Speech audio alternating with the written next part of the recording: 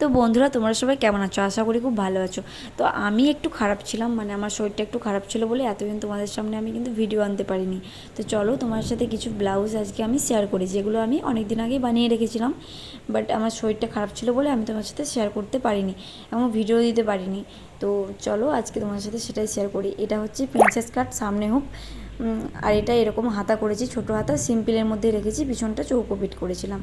আর এটা করেছি কিন্তু ওইরকমই প্রিন্সেস কাট, সামনে হুক। এটা আমি নতুন নতুন করলাম, সামনে হুক প্রিন্সেস কাটের, মানে ব্রা কাটের করেছি কিন্তু প্রিন্সেস কাটের করিনি, কারণ এরকমই বলেছিল বলে আমি এরকমটা বানালাম। তো এটা প্রথমবার। তো কেমন হয়েছে বলো। আর এই ব্লাউজটা কিন্তু আমি আগেও কিন্তু ফোলা হাত করার সময় দেখিয়েছিলাম। তো এটাও কেমন হয়েছে বলো। পিঠটা আমি এরকম করেছি আর লাটকানটা আমি কিন্তু এরকম করেছি। তো ফোলা হাতে কিন্তু যদিও একটু কাপড়টা একটু বেশিই লাগে, তার জন্য লাটকানটা এরকম করেছে আর এরকমই সুন্দর লাগছে তার জন্য।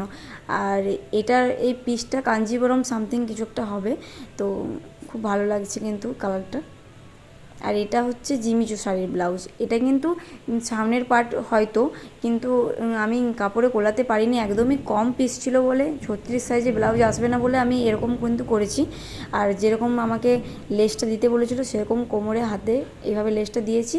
আর দেখো আমি কিন্তু এখানে কিন্তু লাটকানের দড়ি দিয়েছি, কিন্তু আমি লাটকানটা কুলোতে পারিনি কাপড়ের জন্য।